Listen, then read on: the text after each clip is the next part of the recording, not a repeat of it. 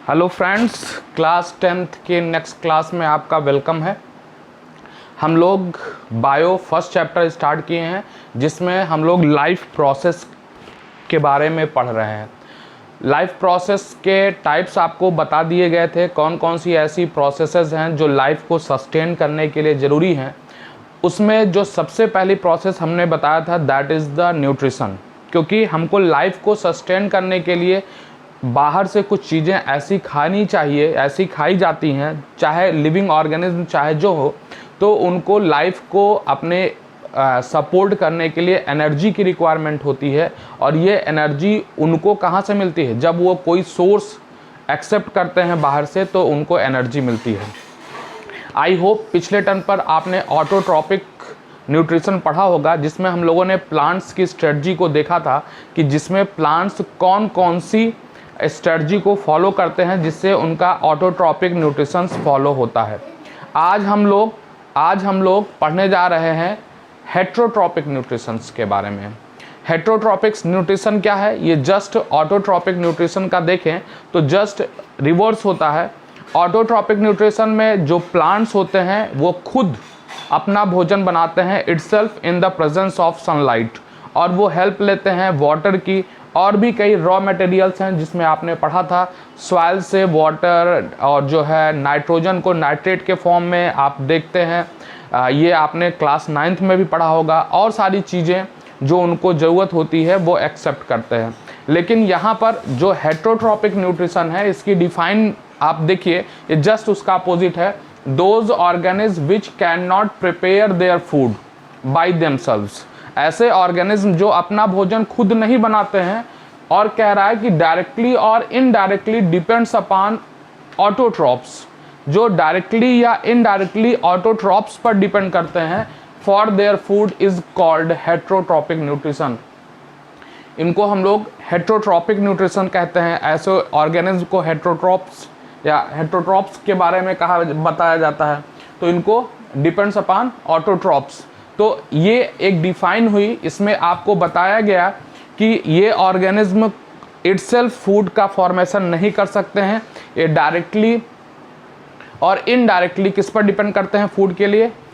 Other source पर, या other मतलब जैसे ऑटोट्रॉप्स पर डिपेंड करते हैं, या किसी और पर डायरेक्टली या इनडायरेक्टली ये डिपेंड करते हैं। अब अगर हम बात करते हैं हेट्रोट्रॉपिक न्यूट्रिशन की और इनके टाइप्स, तो अगर हम टाइप्स की बात करते हैं तो कुछ बातें ध्यान रखना बहुत ज़रूरी है। अगर हम टाइप्स की बात करते हैं तो देखिए यहाँ पर न्यूट्रिशन के 3 टाइप्स हैं। एक है सैप्रोफाइटिक न्यूट्रिशन, एक है पैरासिटिक न्यूट्रिशन और तीसरा है होलोजोइक न्यूट्रिशन। ध्यान दीजिएगा, ये न्यूट्रिशन हेट्रोट्रॉपिक न्यूट्रिशन को 3 टाइप्स में क्यों डिवाइड किया गया है? एक्चुअली जो ऑर्गेनिज्म है, आप अपने सराउंडिंग में देखते हैं कि ऑर्गेनिज्म, क्या सारे ऑर्गेनिज्म एक ही तरह हैं? आप अपने सराउंडिंग में देखेंगे कि हमारे सराउंडिंग में बहुत ऐसे ऑर्गेनिज्म हैं जो यूनिसेलुलर हैं, बहुत सारे ऑर्गेनिज्म जो यूनिसेलुलर हैं उनमें भी थोड़ा सा कॉम्प्लेक्सिटी आ गई है, और भी कई ऐसे ऑर्गेनिज्म हैं, मतलब डिफरेंट तरह के ऑर्गेनिज्म हमारे सराउंडिंग में एग्जिस्ट करते हैं। और वो इन्वायरमेंट में 100% अगर वो लिविंग है तो उनको एनर्जी की रिक्वायरमेंट होगी, तो वो एनर्जी के लिए आउटसोर्स पर डिपेंड होंगे। तो आउटसोर्स से जो वो फूड लेते हैं या कुछ और भी एक्सेप्ट करते हैं, तो ये डिपेंड करता है कि उनके बॉडी का ऑर्गेनाइजेशन कैसा है। 100% बॉडी ऑर्गेनाइजेशन पर फूड सोर्स की डिपेंडेंसी, फूड सोर्स को एक्सेप्ट करने की डिपेंडेंसी क्या हो जाती है? चेंज हो जाती है। तो उसी के केस में हम देखते हैं, अगर हम बात करते हैं सैप्रोफाइटिक न्यूट्रिशन, तो इसमें होता क्या है? इसमें देखिए, हम लोग जो न्यूट्रिशन लेते हैं, जो ह्यूमन बीइंग्स न्यूट्रिशन लेते हैं, और भी कई ऑर्गेनिज्म हैं जो न्यूट्रिशन लेते हैं, उसको हम लोग बोलते हैं होलोजोइक न्यूट्रिशन। क्या बोलते हैं? Holozoic nutrition. इन होलोजोइक न्यूट्रिशन, सैप्रोफाइटिक न्यूट्रिशन और पैरासिटिक न्यूट्रिशन, इसके बारे में आपको आपकी एनसीईआरटी की बुक में बताया तो गया है, लेकिन स्पेसिफिक नाम नहीं दिया गया है, इसलिए यहाँ पर स्पेसिफिक नाम देकर उनको समझाने की जरूरत यहाँ पर समझाया गया है। अब अगर हम सैप्रोफाइटिक न्यूट्रिशन की बात करें तो यहाँ है break down the food material outside the body. मतलब ये खाने को एक्सेप्ट करने के पहले, अपने बॉडी में लेने के पहले ही आउटर एटमॉस्फेयर में ही या बाहर ही उन फूड मटेरियल्स को क्या कर देते हैं, ब्रेक कर देते हैं, उनको स्मॉल आप कह सकते हैं सिंपल रॉ मटेरियल में चेंज कर देते हैं और इसके लिए वो एंजाइम रिलीज करते हैं। और डेड ऑर्गेनिक फूड मटेरियल, या आप देखे होंगे, आप इस ब्रेड पर देखिए, आप जो है फंगस को देखिए, उसकी प्रेजेंस को, तो ये सब वहाँ पर ये अपना स्ट्रेटजी को फॉलो करते हैं। इसके एग्जाम्पल भी हैं fungi, east, mushroom. Clear? I hope कि सैप्रोफाइटिक न्यूट्रिशन आपको क्लियर हो गया होगा।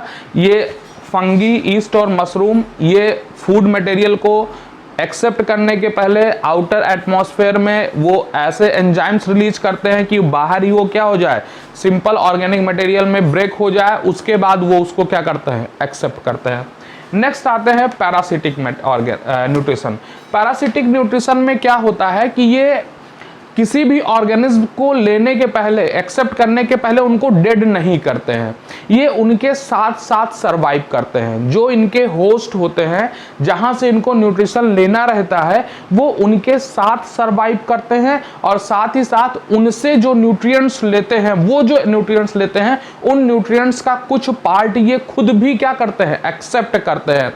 तो ये उन पैरासाइट हो गए, उनके साथ सरवाइव करते हैं। लिखा भी है लिव आउटसाइड और इनसाइड बॉडी, मतलब ये किसी भी होस्ट सेल जो है या ऑर्गेनिज्म है उनके बाहर भी रह सकते हैं या अंदर भी जाते हैं।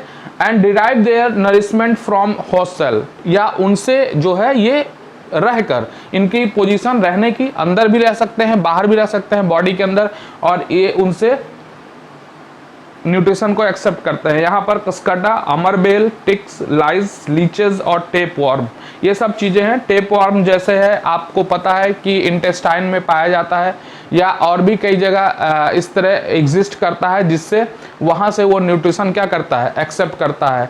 या आप कह सकते हैं जो बालों में जूं पाई जाती हैं, ये सब भी जो है ब्लड को क्या करती हैं, सक करती हैं और वहाँ से ये क्या करती हैं, अपना न्यूट्रिशन एक्सेप्ट करती हैं। तो यहाँ पर पैरासिटिक न्यूट्रिशन की बात आती है। अब बात आती है होलोजोइक न्यूट्रिशन की, जो सबसे इंपॉर्टेंट है। ये तो आपको शॉर्ट फॉर्म में आपकी बुक में दिया गया है, जिसको आपको पढ़ लेना है, इनके एग्जाम्पल्स याद कर लेने हैं। होलोजोइक न्यूट्रिशन में क्या है, ऐसा न्यूट्रिशन जिसमें इंजेशन, डाइजेशन, एब्जॉर्प्शन, एसिमिलेशन और इजेशन, ये सब प्रोसेस फॉलो होती है। इंजेशन मतलब क्या होता है, खाने को मुख में रखना, लिया खाना मुख में रख लिया, उसके बाद वो जाता है अंदर, उनके कुछ पार्ट होते हैं। तो जैसे आप कॉम्प्लेक्स ऑर्गेनिज्म में देखेंगे कि जो है स्टमक है या डाइजेशन के लिए और भी सारे पार्ट हैं, वहाँ डाइजेशन होता है, फिर उनका एब्जॉर्प्शन होता है, फिर एसिमिलेट होते हैं। इनके बारे में आप 1 by 1 आगे के चैप्टर में, आगे के टॉपिक में आप पढ़ेंगे। लेकिन अगर हम यहाँ बात करें एग्जाम्पल की, तो यहाँ पर देखिए अमीबा भी आ रहा है।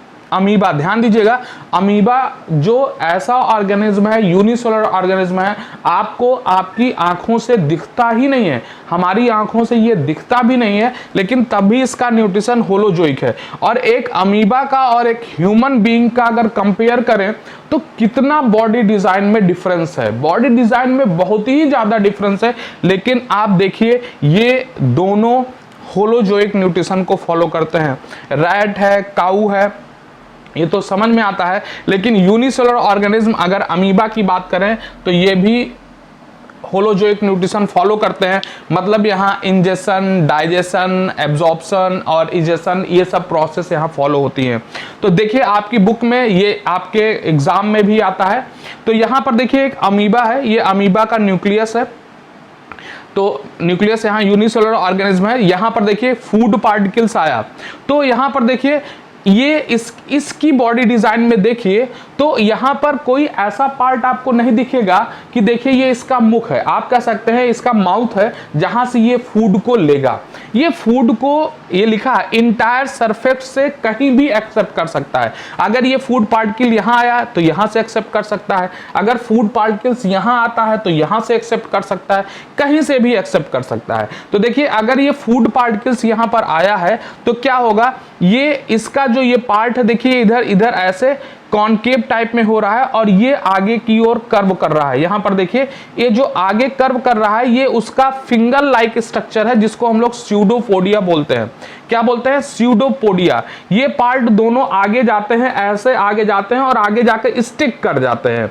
ध्यान दीजिएगा, फूड पार्टिकल मान लीजिए ये है तो ये आगे जाके ऐसे स्टिक कर जाते हैं और फूड पार्टिकल उसके अंदर आ जाता है और ये आगे जाकर दोनों फिर से क्या हो जाते हैं, मिक्स हो जाते हैं, मिल जाते हैं आपस में। तो यहाँ पर फूड वैक्यूल बन जाता है। उसके बाद उसका जो कॉम्प्लेक्स सब्सटेंस है वो ब्रेक होता है, कॉम्प्लेक्स सब्सटेंस ब्रेक होकर डिफ्यूज हो जाता है, ब्रेक होकर सिंपलर सब्सटेंस में चेंज हो जाता है और सिंपलर सब्सटेंस फिर डिफ्यूज होगा और ये सेल का जो यहाँ जेली लाइक स्ट्रक्चर पूरे सेल के अंदर है जिसको हम लोग साइटोप्लाज्म होता है, उस पूरे के पूरे साइटोप्लाज्म में वो क्या कर जाता है, ब्रेक कर जाता है और अनडाइजेस्टेड पार्ट जो इसका होगा वो फिर थ्रोन आउट हो जाता है, डिफेक्शन हो जाता है जिसको हम लोग इजेशन कह सकते हैं।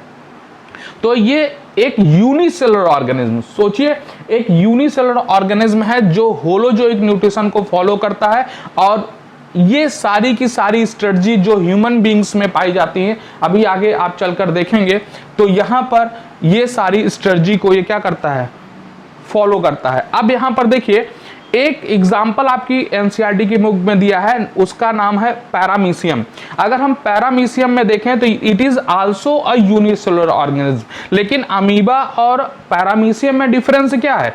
अमीबा के केस में ये अब फूड पार्टिकल्स को अपने बॉडी के किसी भी पार्ट से क्या हो जाता है, एक्सेप्ट कर लेता है with the help of pseudopodia. लेकिन अगर हम पैरामीशियम की बात करें तो इसमें फूड को रिसीव करने का एक स्पेसिफिक पोर्शन बन जाता है जिसको हम लोग माउथ कह सकते हैं। तो वहां पर जो फूड को एक्सेप्ट करने का स्पेसिफिक ऑर्गन हो जाता है और इस पैरामीशियम में सीलिया पाए जाते हैं। जैसे यहाँ पर स्यूडोपोडिया है तो ये सीलिया फूड को रिसीव करने में भी हेल्प करते हैं, साथ ही साथ इसके मोशन को भी थोड़ा सा हेल्पफुल बनाते हैं एक जगह से दूसरी जगह के एक जगह से दूसरी जगह जाने में।